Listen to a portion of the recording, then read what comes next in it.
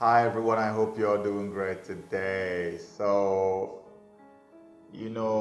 The last week has been incredibly depressing for me. Not that kind of depression like I'm really, really depressed or anything, but like spiritual weight on me. It's been incredible. I've never felt anything like it in my life, and I have to be very honest. I've been receiving messages from all over, apart from those little cases of spiritual attacks and all that. I'm just talking about even the kind of information that is flooding the airwaves every day. The kind of rape situations we have every time, like you see cases of parents sleeping with their own children, old grown men sleeping with babies, and rape all over the place. Rape. Have you noticed it yourself? Like every time you open up to just check what the news is saying, there has to be one or two bizarre rape situations somewhere. Like it's a father raping a child, it's a grown man raping a 3-month-old baby, it's some grown woman doing, it's just crazy stuff. And it's getting worse and worse and worse by the day. And beyond even the things that are reported in the news, you can almost feel it, like you can feel it in your fingers, the weight of sin that is like encroaching every day on every Christian wherever you are. You just walk out, it's almost like you are punching into the air, like just to fight so hard to stay afloat and stay strong. You can smell it in the air. You can feel it everywhere. Sin is becoming normal. It's becoming like an integral part of us. We've always known the world to be a sinful place, to the point that the Bible even uses the word in place of sin. In the scriptures, they say worldly or sinful. We know that. But what I feel now is something that I've always known would happen. A situation where, from my research, I found out that in the last days, when the Antichrist comes with his men, with his demons, that they are going to permeate the atmosphere.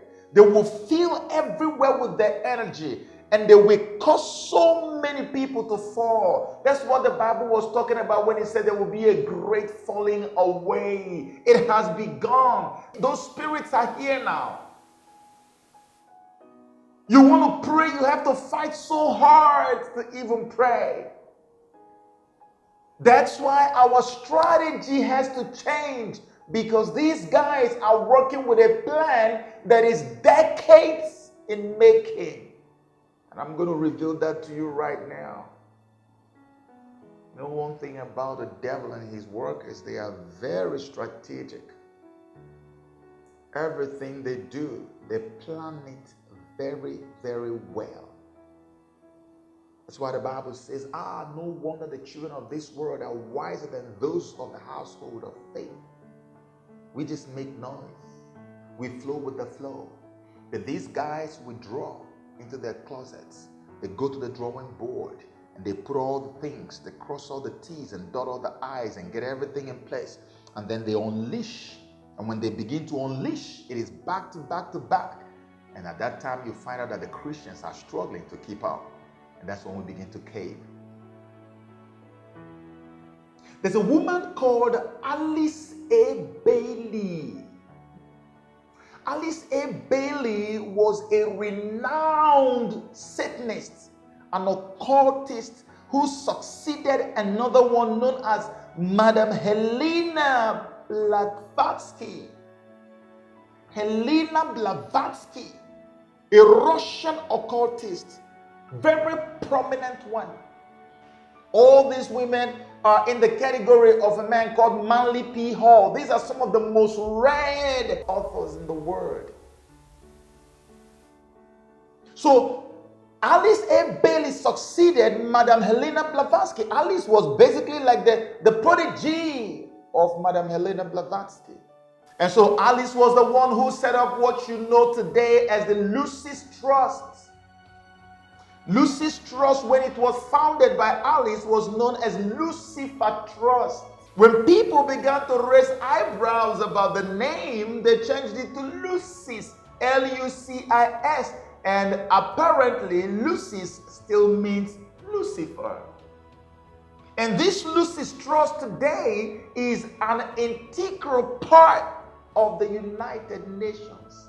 Policy making at the UN does not go anywhere without going through these guys. They handle a lot of policy issues at the UN. They handle a lot of logistics for the United Nations. Lucifer Trust. The founder, Alice A. Bailey. And so many years ago, more than a little over 50 years ago, Alice A. Bailey came up with something that we call the 10 Commandments of the New World Order. They call it the 10-point agenda for setting up the New World Order, or for establishing the New World Order, by Alice A. Bailey. You can look it up. It's on the internet. It's not just a research thing. You can get it on the internet yourself. So just like God gave us 10 commandments, they created their own 10 commandments for establishing the New World Order, which is the system of the world government that will introduce the Antichrist to our world. And so in this 10-point agenda, Alice A. Bailey outlined in very vivid details what must be done, what must happen for the New World Order to be established in our world. The New World Order is the system that the Antichrist is going to use to rule and control the whole world. And so, may I take you into the mind of Alice A. Bailey and the architects of the New World Order that is unfolding behind the scenes and unfolding before our eyes today. Let me prove to you that everything you have seen happen so far had already been planned right before now, many years before now. It was a 10-point agenda. The number one on that 10-point agenda says this: push God out of the schools. If the people grow up without reference to God, then they will consider God irrelevant to day-to-day life. In the last 50 years, this has happened. God is irrelevant to most people. So he says, push God out of the school system.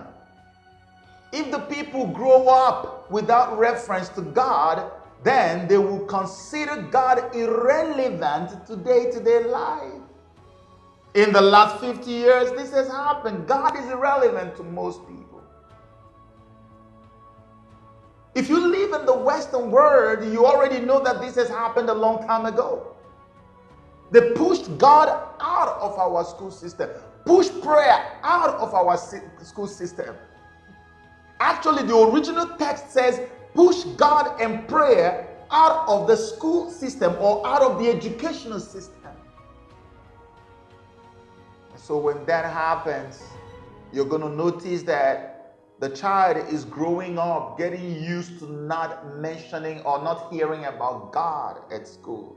And you already know that children spend more time with their teachers than they do with their parents who are busy working to put food on the table. So can you imagine when a child goes to school nearly 75% of the time and the child doesn't get to hear anything about God? The child is only more concerned about getting to pass his test and the assignment that the teacher has given. So that child is now developing at that critical developmental stage. The child is developing without any mention of God. What this tells you is simply that the place that God is supposed to occupy in the mind of this child, in the soul of this child, is now left open for other things to occupy. So God is kicked out, not just the school system or the educational system, God is kicked out of your children's lives. Kick God and prayers out of the educational system. It happened in America. Under Barack Obama, they were so strong and strict about this. They were enforcing it to the letter.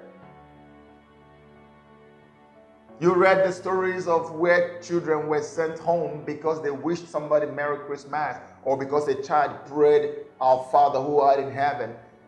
And they said, no, it's offensive to the other person. But then they promoted transcendental meditation at schools, which opens the children up to demonic possession.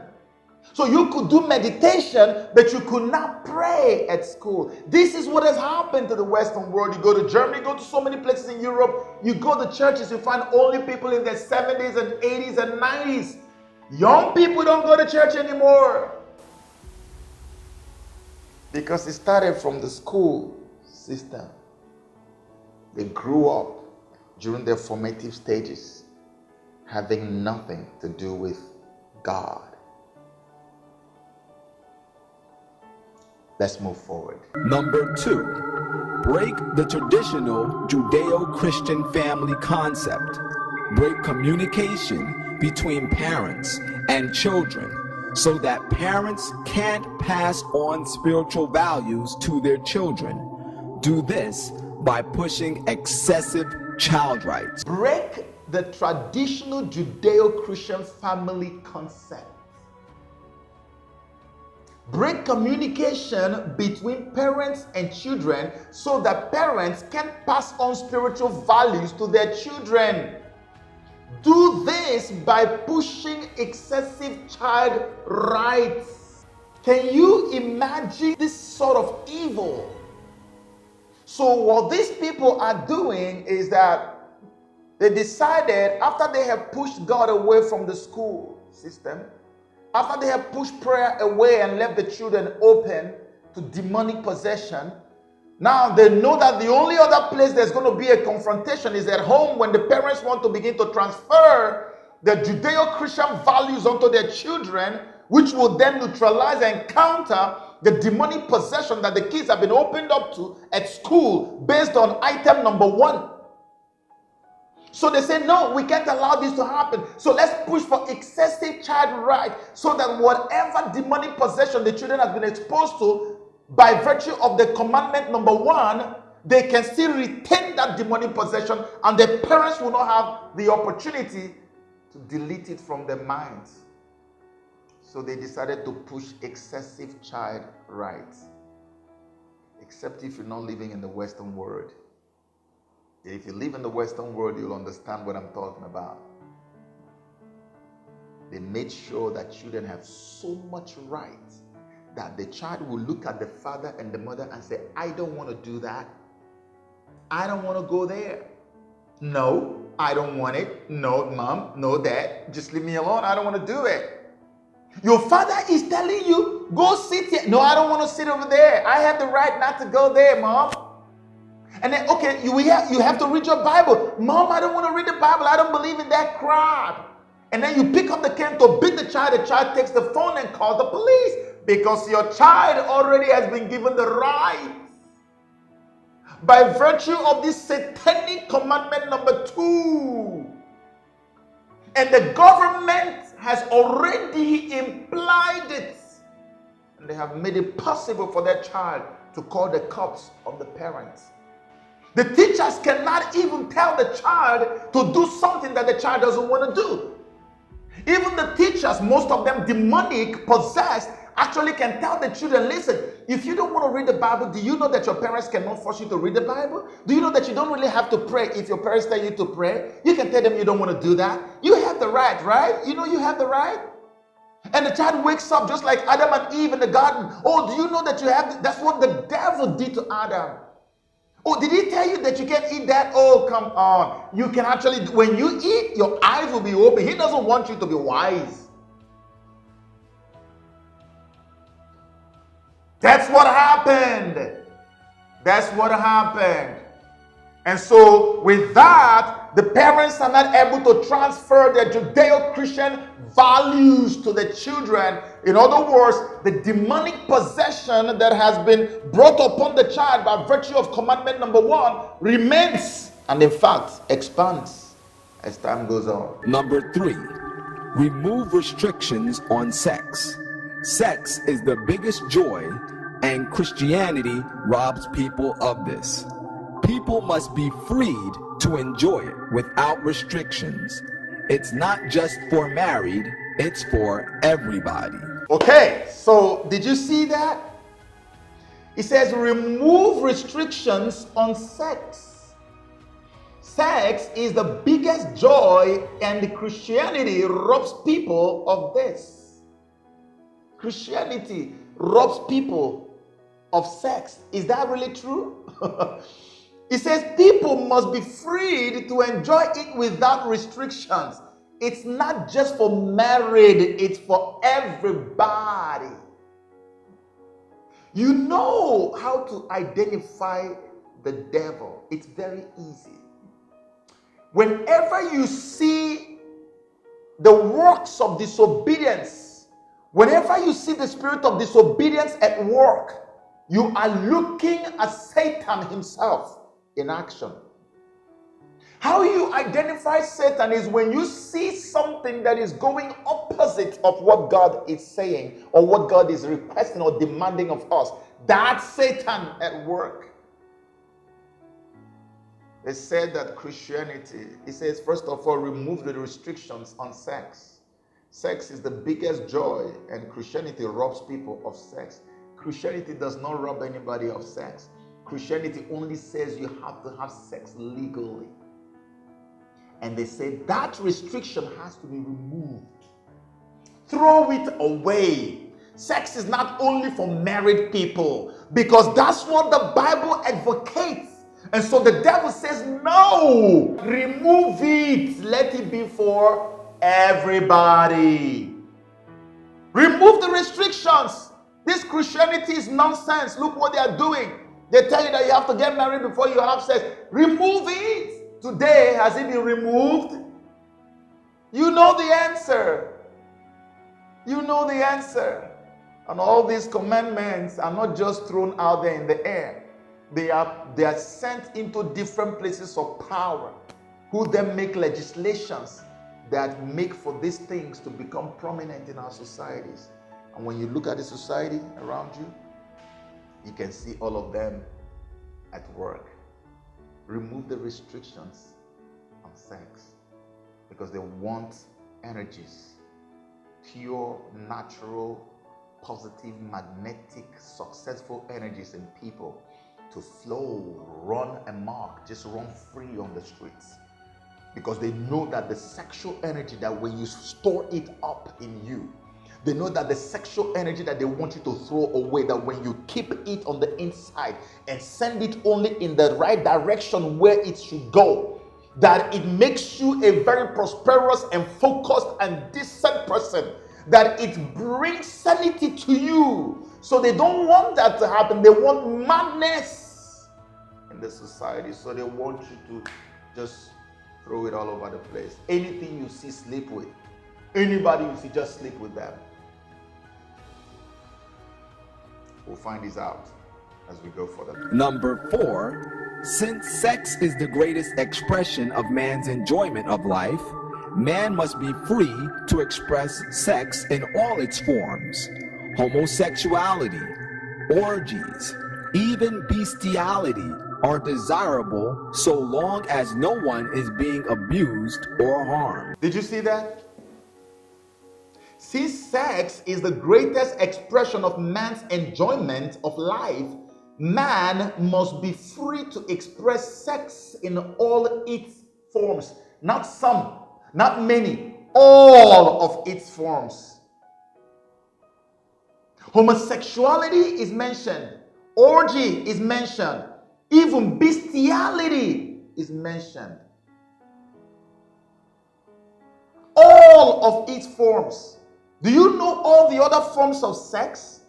You know what they're promoting here? I just told you in the number 3 that these people just want madness, moral insanity. Rather than moral chastity, we are now seeing the devil promoting moral insanity. So now they've come to number 4 to break it down properly for you. He said, sex is the greatest expression of man's enjoyment of life. Man must be free to express sex in all of its forms. Whether you are sleeping with an animal, it is free, you can do that. Whether you're a grown man sleeping with a baby, you must express yourself. Whether you are a grown man sleeping with another grown man, it is allowed, which is homosexuality. You're a woman sleeping with another woman, lesbianism, it is allowed. They said, let this become the order of the day. If you want to sleep with a dog, you want to sleep with a dog, you want to sleep with anything, express sex in all of its forms. All of its forms. Commandment number 4. You can Google this, please, and get it for yourself. So you see, establishing the one world government or the new world order is not just about having some guys, Pope Francis or pastor or whatever, doing all this one world religion and government. No, it has a lot to do with spirituality and morality. They need to break the moral framework of our world, debase everything and bring it down to the lowest moral fraction you can think of. The world has to be spiritually charged negatively to the extreme before the Antichrist can come. He flows with energies. And these are the things that will create the energy. Like I always tell people, demons, spirits don't feed on normal things we feed on. They eat energies. If you really want to feed a demon, pervert sex. The moment you start indulging in sexual perversion, following after sex the way that God didn't want for it to be followed, you will see demons will gather in their numbers to feed from there. Homosexuals, every time they engage in the act, demons, it's like I always say, that the homosexual act is like jollof rice. Like if you know what food you eat and it makes you want to lose your mind, that's what that food is like to the demons when you engage in that act of sexual perversion. Because you're perverting sex. And that's what these demons are promoting and proposing here. And that's what the governments have already applied. It's happening as we speak. You are a witness. I am a witness. It is part of the commandment. More than 50 years ago. On the ground. They went underground. Using governments, using money. And they've been implementing all these things. And we're just there floating in the air. Perfect sex. Perfect sex. They said as long as nobody's harmed, you're free to sleep with anything. You see the number of rape cases I just talked about right now? Rape. A grown man sleeping with a 3-month-old baby. You see grown men sleeping with animals. You see rape, a man raping his own child. This approves of it. They will tell you as long as nobody is harmed. How can you rape a baby and the baby doesn't get harmed? You see how they bring their stupid sanctimonious behavior as long as nobody is harmed. How can nobody be harmed when you are perverting something that is supposed to go this way? You make it go that way. People get harmed, and beyond being harmed, people disobey God to the highest level. And that's what the devil wants. That's what he did in the Garden of Eden, and that's what he's in the business of doing right now. It is disobedience. The amount of disobedience in our world is what will determine how quickly the Antichrist shows up. So the more they pump the disobedience into our world, the faster it is for the Antichrist to come. That's why when God was about to destroy Sodom and Gomorrah, he was looking for righteousness. Because just as the disobedience ushers in the reign of terror of Satan, obedience and righteousness ushers in the rescue and the reign of God, of Christ. This is it. This is how they want to usher him in. This is just number 4. Let's go to number 5 and see what happens there. Number 5. People must be free to abort unwanted children. If a man can have sex and then live without the consequences, then the same should be true for a woman too. A woman must have the right to abort an unwanted child. Do you see that? The thing is following a beautiful pattern. A pattern that is so well synchronized that you just cannot break the link. So now they have already popularized and legalized perverted sex. And they know that when this has happened, when teenagers are now having sex, when people, minors are having sex, when everybody is having sex with everybody, with everything, that the next thing that is going to happen is that unwanted pregnancies will begin to result from all these things. And so what they now say is that they don't want that to be a discouragement to the people who are engaging in this satanic activity of perverted sex. So they want you to have a very easy and painless way of removing the unwanted pregnancy. And so they established what you call the Planned Parenthood, the International Planned Parenthood Federation. Guess who is in partnership and in fact who basically sponsors International Planned Parenthood Federation? The same Lucy's Trust that this woman founded. They work hand in hand to develop programs, to fund programs. Are you surprised? Can't you see the links? Lucifer Trust proposed satanic agendas and created organizations and got governments to support and put money into these organizations to remove unwanted babies resulting from the promiscuity that they have already entrenched in commandment number 4.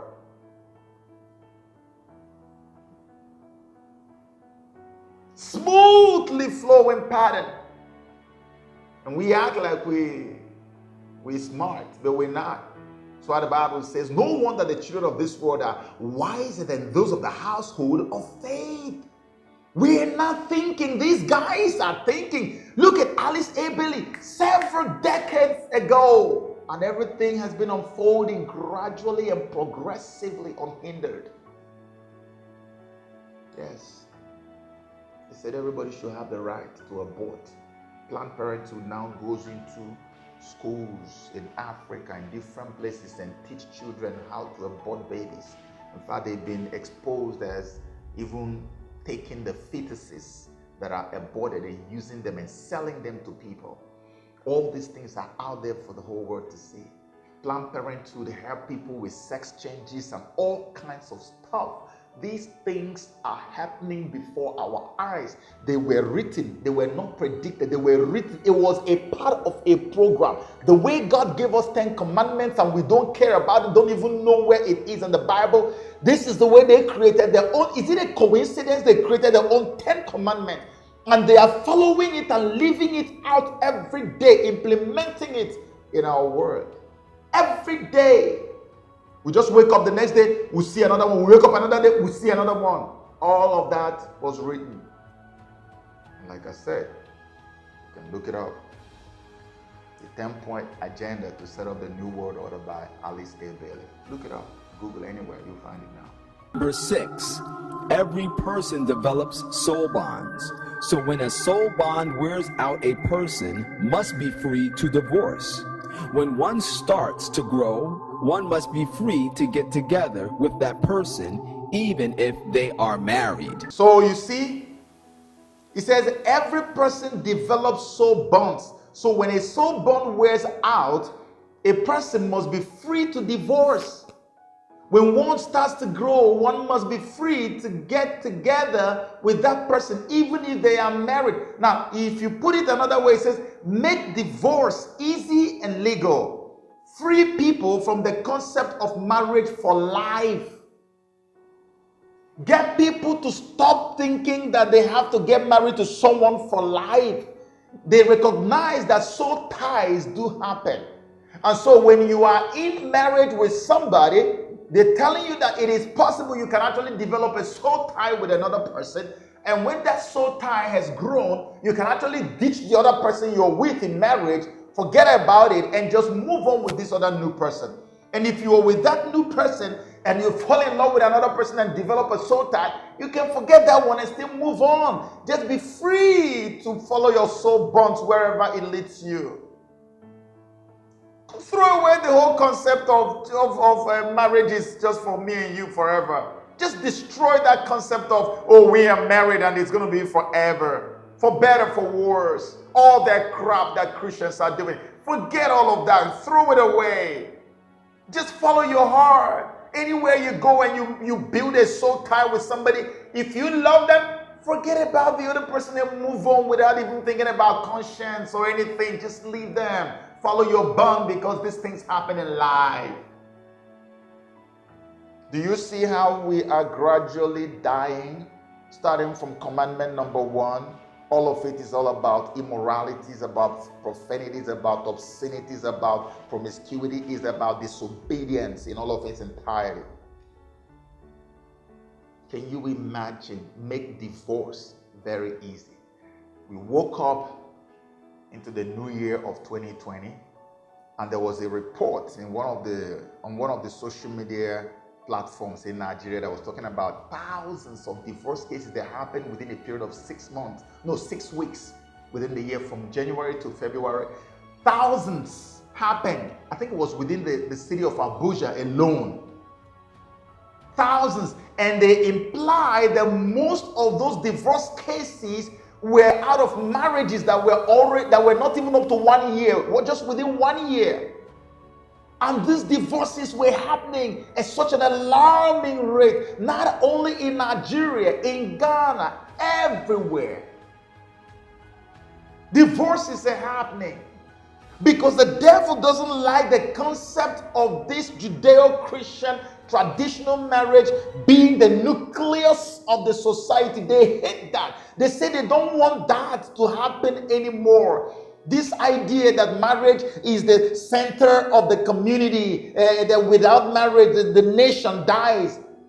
They know it. They know that marriage is the nucleus of every community. Every society survives when marriage is survived. They do not want the family system to survive. So whenever you come to a place where the family is no longer relevant, you will notice that the society crumbles immediately. They don't want the society to stand. They want chaos everywhere, because a proper family setting that is intact and in place means that the society is going to be intact and is going to be more peaceful and more prosperous. And they don't want that. So they want to destroy that. Forget about this whole family bonds that you guys are having everywhere. Let everybody be free to divorce and free to hook up with anybody they want, whenever they want to hook up. You see that? Started from somewhere and we're coming down. And the further down we go, the darker it gets.